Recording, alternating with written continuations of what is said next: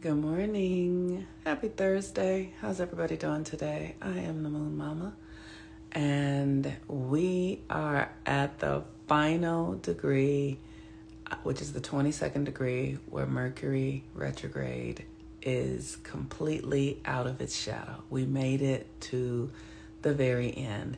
And, I just have such a particular affinity for this work, and the reason why I love it so much is because it has really given me the confidence to understand that I change the world from the inside out. I change the world from the inside out and not the outside in. And it's such an opportunity for us to practice and learn. I think the next one is in late March. I'm not really sure. But in 88 days, so I think it's late March. Because we have a period where there are no retrograde planets for just a split second, because this year Mars is retrograde, and Mars goes retrograde every other year. Where all the planets go retrograde every year, Mars and Venus go retrograde every other year. And so this is the year that Mars is retrograde. So we're going to have a shorter window where no planets are retrograde, because Mars will be retrograde until like February 23rd. So yesterday we had Mercury at the 21st degree, which is the degree that ruled Sagittarius, which is literally that degree, like, put the nail in the work. Like, okay, because Mercury is retrograde in Sagittarius, the 21st degree rules Sagittarius, and Mercury is completing its cycle. It's the third go round. So it's in the full completion of this cycle. It's like a circle, right? It's coming all around. And so now the circle is complete. And so today is the final day, the 22nd degree, which is the degree that is ruled by Capricorn, and the sun is in Capricorn. Like, all of this for me is like light codes in my mind. Like, I see the connections like a connect the dot, and so it ending at the 22nd degree, which is a Capricorn degree, which is about authority. Your authority. The authority in you to be yourself, to execute your reality in the way that is aligned for your blueprint. That is authority, to be in alignment with your blueprint and in integrity with your codes, with who you are meant to be, which is why I'm always saying to people, get natal chart readings so you can learn who you are, or learn to read your natal chart yourself. You don't have to get readings. I got readings when I was early on in this work because I didn't understand the symbolism. And when I first started learning astrology, it was really hard because your mind has to configure around symbolism. And I didn't see the clock like I do now. I didn't understand the cycles the way that I do now. I hadn't experienced them consciously in my body, like what they feel like, so that I'm not just relying on, an external force telling me what it is. I actually can feel it in my body. I wasn't able to do that. And so I had friends who were astrologers, who would really talk me through stuff and help me understand that you'll get it. Like, just keep practicing. Just keep reading your chart. Just keep showing up and asking questions, and it will click. And one day, it just does. At some point, it just clicks. So I see the energy, and I see the energy in light codes through the astrology. And the retrogrades are opportunities for us to clean up energy in a fast way that we wouldn't otherwise do. She said, what's the difference between mind and spirit for you? Well, from an astrological perspective, that's the difference between Mercury and the moon.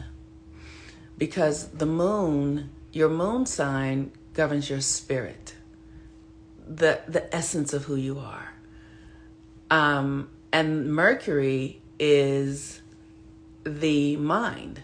And so the mind is really only a function of the 3D reality, because everything here is mental.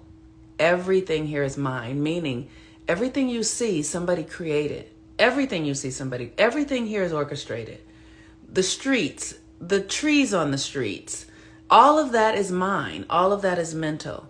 The spirit is the energy behind the mind. It's the internal force that activates the mind. And it is your moon sign. It's the thing you need in order to be yourself. So that's a great question though. Thanks a lot.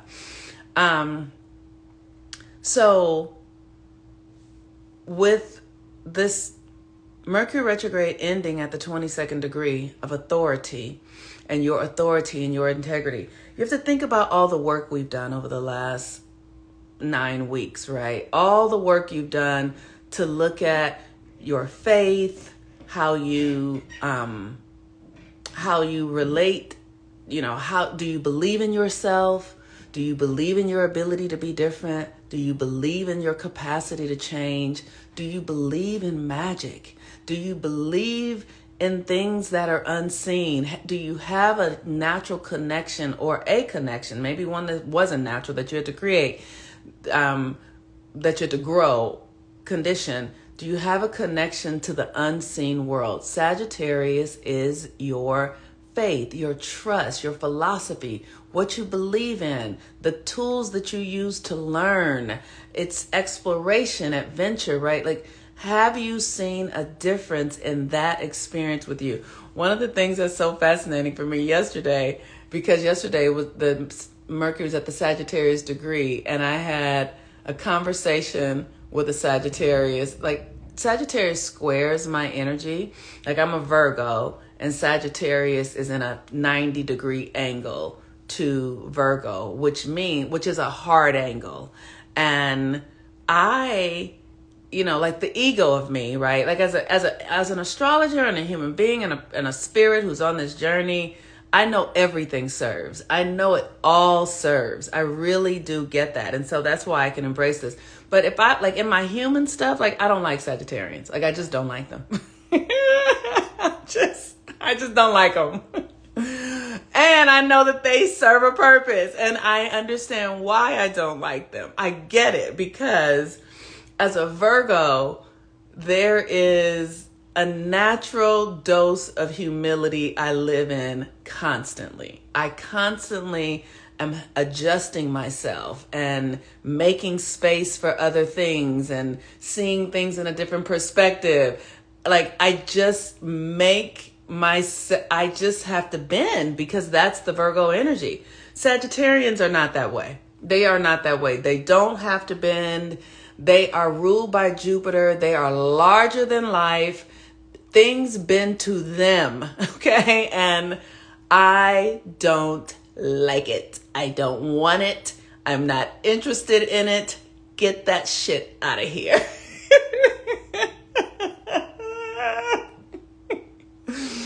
And that's not how life is. Right? So, and right.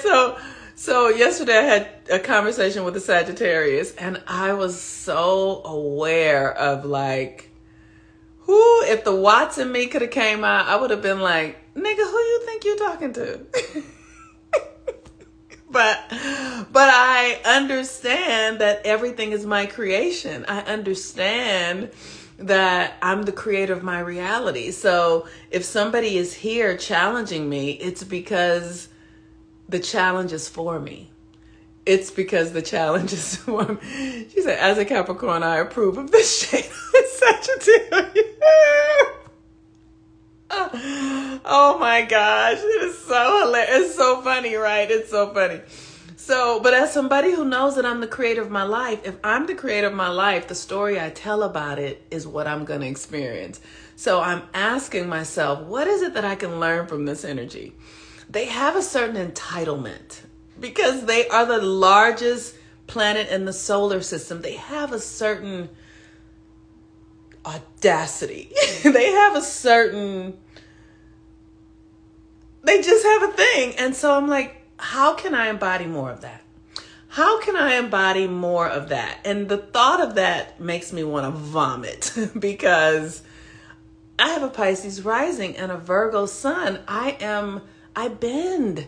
I'm like, okay, what do you think? Okay. And I don't know. I don't have the answer right now, you guys. I don't have the answers right now, but I do know that it's an opportunity for me to grow. Because everything in my life is an opportunity for me to grow. And I just came through this entire Mercury retrograde in Sagittarius. So it couldn't be that I would get to the end of this retrograde and have a conversation with a Sagittarius and my whole house of cards collapse. I'm not going to have that happen. So I'm going to ask myself, where is my authority? And what I see is that there is a difference between entitlement, expectations, privilege, and authority. They're different. So that conversation left me asking, what's entitlement and what's authority? Really, what's the difference here? And where have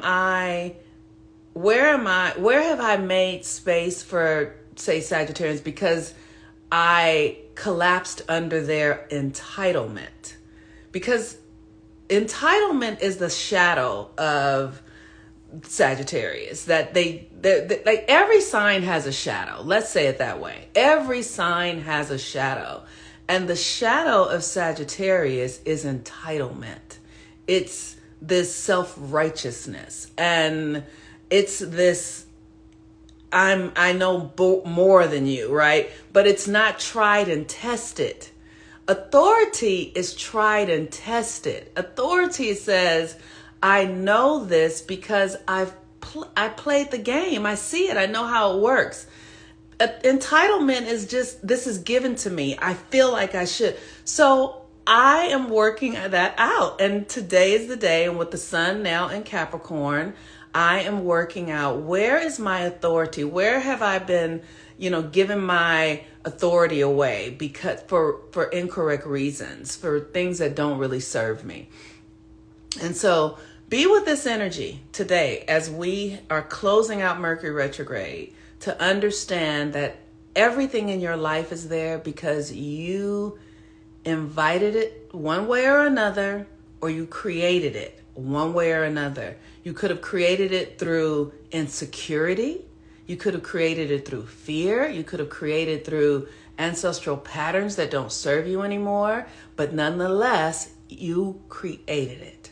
And when you take responsibility like that, then your authority begins to rise.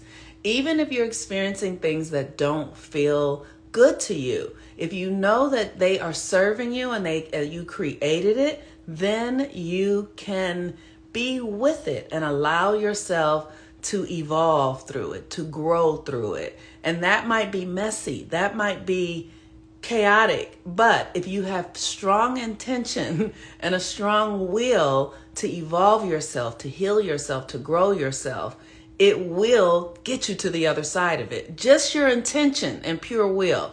So like, even though I had this conversation with the Sagittarius and I felt like, like my mind wanted to race and I wanted to go into deep resistance to it, I just watched myself and I felt myself spinning. I was like, and I was like, okay, I'm pissed off. I'm angry. And I was with it, right?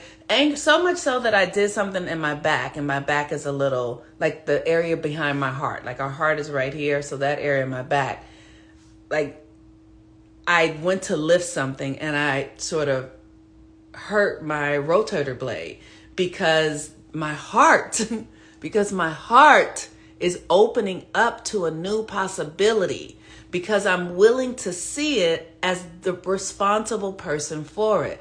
So I did something, and now I get to really work with my heart energy to open up. So I've been doing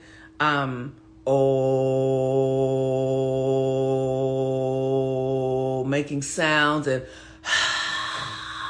pushing out to do some healing energy in my body, because what I'm doing is healing through sound and tapping and reverberation the old patterns of where I have given my authority away because he was a man, or because somebody told me so, or because I watched other people do it, or because I was afraid to speak up, or because I didn't, you know what I mean? I was afraid of what people were going to think of me. Really, because that stuff gets stored in the body. It's stored in the body. It's not happening because, I hurt myself. It's because there's it's an old stored emotion that needs to be released. Girl, she said the back of the heart chakra is the space for sovereignty. Come on now. You can't make this stuff up, right? You can't make it up. You can't make it up. You cannot make it up. So I feel really grateful that the universe has brought me something to help me see where I need to clear. We're still in the new moon energy, and so I will do clearing work around this experience. Okay, you all. I have deep love and respect for each and every one of you. I am so honored that we have been able to do this Mercury Retrograde class together. Tomorrow I will come in and begin some conversation around the next class that's going to start on January 12th. I want you guys to know what things you need to get that will support you. You don't have to get anything, because you can find makeshift ways. One of the wonderful things that I love about being a person who was born in what they could call poor, right? I didn't have money to go to doctors and things, so I had to figure out how to make things happen. So when things were going on in my life, I was like, well, what herb will fix this? And what poses will fix this, right? Like, rather than going to the doctor with insurance, and I've learned how to heal my body myself. And, just like recognizing, something's going on behind my heart chakra. And then, understanding that, okay, that means there's something for me to be released. Somebody else might think, they had a heart attack.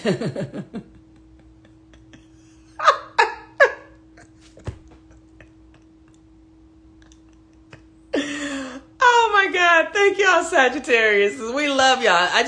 If anybody who's here is a Sag, you are loved and appreciated. And your knowing is powerful, and y'all get on our nerves, just so y'all know. In case nobody told you, sometimes y'all are just like, okay, thank you. And keep on with it. So now, when we understand how the body is connected and, how the emotions get stored in the body, we can heal ourselves. We don't have to go to doctors for things. And this is some of the stuff that I really want us to begin to embody as we move into this new opportunity with this retrograde. With the nodes moving into Virgo. It's really about learning how to heal your own body. It really is. So we're going to be doing that. And then I believe the next cycle for 13 moons, where we're going to have the new moon in Aquarius and the full moon in Leo, we're going to start doing that. And that class will have a paywall, but it's available for those who want it. And that class is more geared around people embodying their magic and learning how to understand the codes of your own magic. Like, how does it work? How do you work? How do you work? Okay. Yes. How do you work? I love that. I love that. It's so great. Okay, you all. If you want to schedule coaching calls or, sessions with me, you can do so at my website, which is healwithmoonmama.com, healwithmoonmama.com. And I'm just very grateful to be here to support you all. I'm watching a documentary on fasting right now. We truly have everything. That's right. We have everything we need. Fasting is amazing. I fast. Also, I fast once a month at least. And I fast while I fast while the moon is in my sun sign. So the moon stays in every sign for 2.5 days. The moon moves through every sign throughout the month. So for the 2.5 days that the moon is in Virgo, I fast for 2.5 days.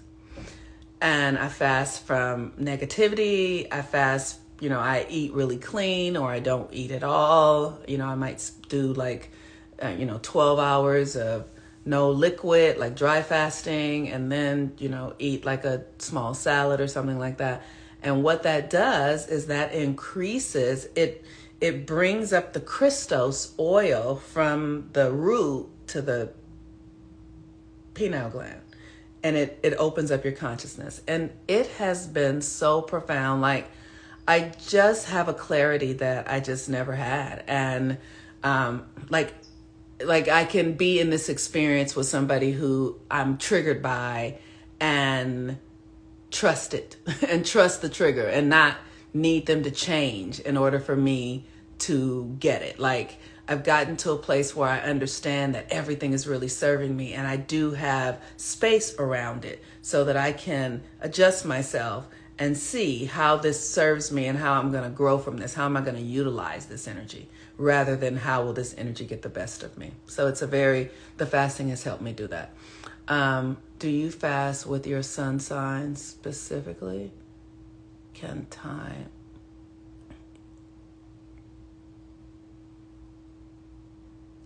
I'm not sure what you're asking me. I fast while the moon is in my sun sign. So the moon covers every sign throughout the month. Can I do it with my sun sign? So the sun you can, but the sun stays 30 days in your sign. So I don't know if you want to fast for 30 days. It's easy to fast for 2.5 days. I'm sure people do fast for 30 days, but it might be something you need to work yourself up to. And that's not it. The moon is the inner world. So the moon is governing your internal faculty. So it won't have the same result is what I'm saying. It's a different thing. If you want to move the Christos oil from your root to it has to be while the moon is in your sun sign. I'm sorry, Monique. I meant, can I fast for the 2 days during Leo? Yes. Yeah, you fast while the moon is in your sun sign, not mine. Yes. Okay. I fast while the moon is in my sun sign. You should fast while the moon is in your sun sign. So anyone who wants to do this, fast while the moon is in your sun sign, not in Virgo. Unless you're a Virgo. If you're a Virgo, fast while the moon is in Virgo. But if you are a Pisces, fast while the moon is in Pisces.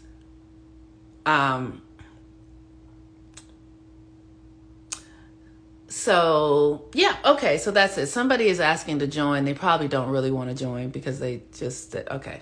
But anyway, so that is it, you all. That was really great. Okay, I'm getting ready to go, and I will see you guys tomorrow. I'm going to come in tomorrow with some of the tools that will support for this next class. That's what I was trying to say. I'm going to come in with tools that will support, and I will suggest, that if you want to really get access, if you want to really start doing some body work, right? Because the South Node in Virgo means that we got to do body work. It means that we can't be lazy. We can't be lazy. We got to move our bodies. And we can move our bodies in ways that's subtle, soft, subtle body work. Soft, subtle body work. I used to run marathons and I mean, I still lift some weights occasionally, but I used to do a lot of hard. That's not what this is. This is soft. This is subtle. This is about getting related to your organs, getting related to your cell structure, your lymph nodes. Like, this is about really becoming related to your body, which in and of itself is medicine. Okay. I love y'all. Bye.